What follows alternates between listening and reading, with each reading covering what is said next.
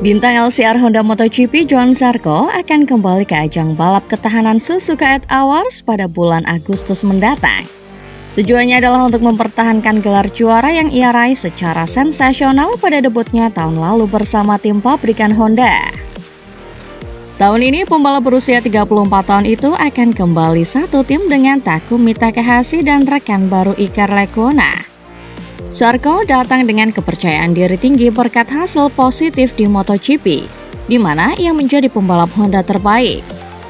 Ia menyatakan sangat senang bisa kembali dan bertekad membawa momentum baiknya ke Suzuka. Menurutnya, timnya memiliki peluang besar untuk menang, meskipun semua aspek harus berjalan dengan sempurna. Sesi tes yang baru saja dijalani juga berjalan baik, memungkinkan tim mengumpulkan data penting dalam kondisi basah maupun kering. Perubahan teknis terbesar pada motor Honda CBR 1000 RR tahun ini adalah pada bagian suspensi, dengan peralihan dari Showa ke Öhlins.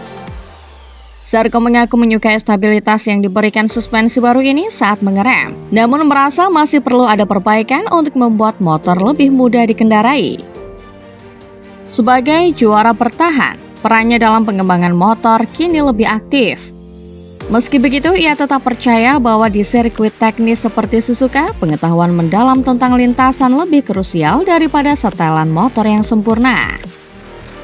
Zarco tidak akan menjadi satu-satunya pembalap aktif MotoGP di ajang ini. Jack Miller dari Pramac Yamaha juga akan turun memperkuat tim pabrikan Yamaha. Zarco memandang kehadiran Miller sebagai hal positif yang akan menambah tingkat kompetisi. Ia juga berpendapat bahwa hasil baik di Suzuka bisa menjadi kesempatan bagi Miller untuk memperbaiki posisinya di mata Yamaha. Ajang Suzuka 8 Hours edisi ke-46 ini akan berlangsung pada 1 hingga 3 Agustus. Setelah Zarco dan Miller lebih dulu berkompetisi di MotoGP Jerman dan Ceko.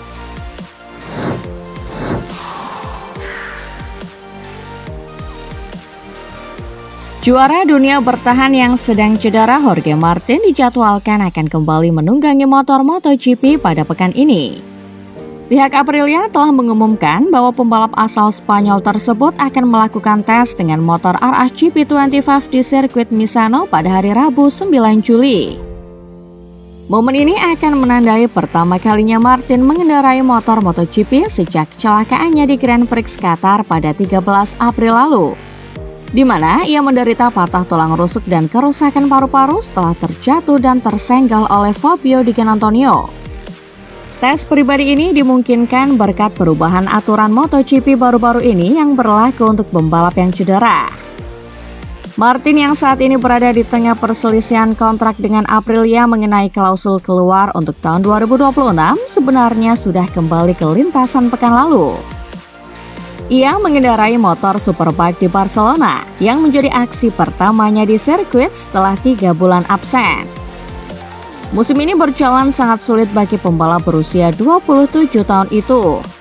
Ia terpaksa melewatkan tes pramusim dan seri-seri awal MotoGP akibat cedera yang dideritanya saat tes di Sepang, yang kemudian diperparah oleh cedera patah tulang lain dalam kecelakaan Supermoto menjelang seri pembuka di Thailand.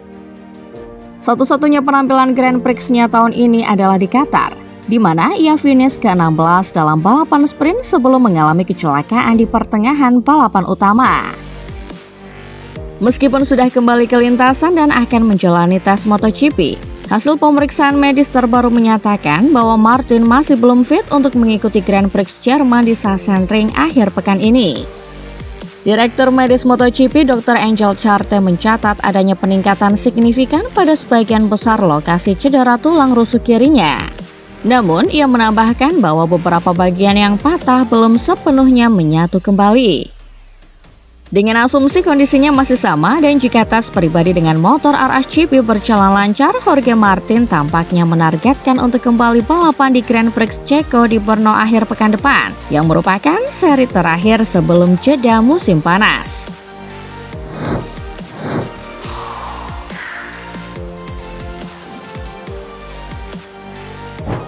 Ini adalah pertama kalinya Veda mengunjungi Magny Course dan kondisi hujan membuatnya harus mendapati tantangan besar demi meraih hasil baik dalam balapan yang diperpendek dari 15 menjadi 10 lap ini. Sebagai bukti betapa sulitnya balapan ini, terdapat 3 rider terjatuh tepat pada lap pembuka. Di lain sisi, Veda yang start dari posisi 12 mampu melakukan start tanpa kendala berarti dan mempertahankan posisi. Ia pun melaju di belakang sang tandem Sen Mitani dengan konsisten dan tenang. Pada lap 8 terdapat pembalap yang terjatuh di tikungan 13 dan Race Direction memutuskan untuk menghentikan balapan. Hasil balap pun ditentukan oleh urutan pembalap yang melewati garis finish pada akhir lap 7. Dengan begitu, Veda finish di posisi 12. General Manager Marketing Planning and Analysis EHM Andi Wijaya mengatakan bahwa poin penting yang diraih oleh Veda merupakan wujud kerja keras serta kemampuan adaptasi yang ia miliki.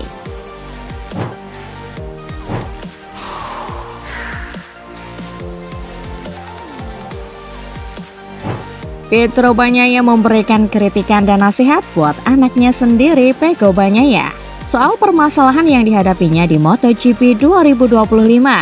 Bahkan, Pietro Bagnaia juga tak segan memberikan pujian terhadap Marc Marquez yang saat ini sedang mengambil alih kembali posisi Pecco Bagnaia sebagai pembalap paling top di MotoGP. Sang ayah mengungkap bahwa sebenarnya Marc adalah panutan untuk anaknya. Beberapa contoh positif yang memang pantas untuk dijadikan teladan.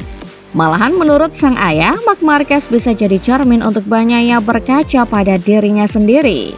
Pietro juga yakin bahwa putranya bisa mengatasi masalahnya ini, karena dia punya semangat bekerja yang luar biasa mirip seperti rival sekaligus rekan setimnya itu. Selain itu, Bagnaia juga punya support system yang bagus yang akan selalu memberikan dukungan untuknya.